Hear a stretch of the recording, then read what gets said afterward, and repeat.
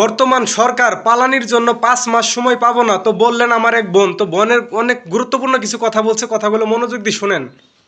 এই সরকার 5 মাস সময় পাবে কিনা এটা নিয়ে তো ভয় লাগছে এখন, কারণ 3 মাস যেতে না যেতেই যেই সরকারের প্রধানকে ভুয়া ভুয়া শুনে গাড়িতে গিয়ে লুকাতে হয়, সেই সরকার আর কয় মাস চলতে পারবে? দেখুন, আমি আজকে একটা পরিসংখ্যান দেখছিলাম, গত 1 মাসে মাদ্রাসায় বলাৎকারের শিকার হয়েছে 100 শিশু।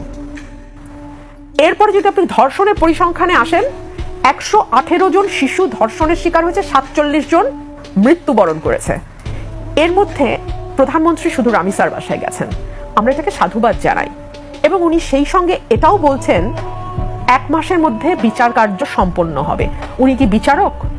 উনি কি বিচার বিভাগ? এমনকি বিচার বিভাগও কি বলতে পারে কতদিনে ট্রায়াল কমপ্লিট হবে?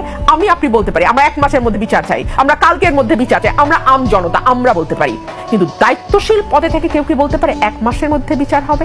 1 2 হলো, দেখুন এই যে রামিসার বাসায় যাওয়া, এটা ভালো নিশ্চয়ই ভালো, কিন্তু তাহলে সেই প্রধানমন্ত্রী, সেই স্বরাষ্ট্রমন্ত্রী এবং সেই আইনমন্ত্রীকে ভুয়া ভুয়া স্লোগান দিয়ে মানুষ ধাওয়া দিল কেন? রীতিমতো ধাওয়া, কারণ আমি দেখেছি তাদেরকে কর্ডন করে কোনো মতে গাড়িতে ঢোকানো হয়েছে।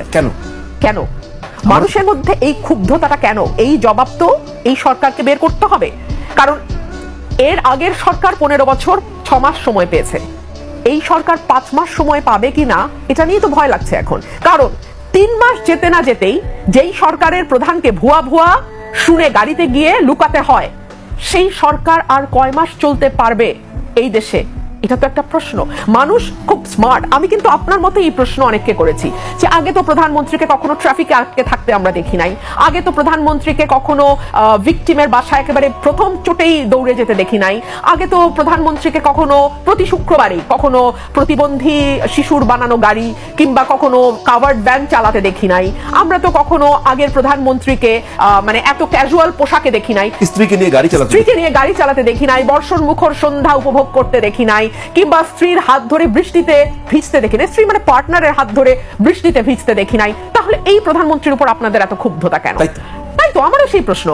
মানুষ এক কথায় চট করে বলে ফেলে স্টান্টবাজি, কিন্তু আমরা ভালোই বুঝি, মানে এই বিষয়গুলোকে যে মানুষ স্টান্টবাজি হিসেবে দেখছে, এটা সম্ভবত প্রধানমন্ত্রীর চারপাশে থাকা চাটুকাররা বাদে বাকি বাংলাদেশ বুঝতে পারে। বোনের কথাগুলো যদি ভালো লাগে অবশ্যই ভিডিওতে একটি লাইক করে দিবেন, আর কমেন্ট করে আপনাদের মূল্যবান মতামত জানাবেন, আর বোনের কথাগুলো অবশ্যই শেয়ার করে দিবেন যেন সবাই শুনতে পারে। এই ধরনের ভিডিও পাওয়ার জন্য আমাদের আইডিটি ফলো করে রাখবেন। ধন্যবাদ।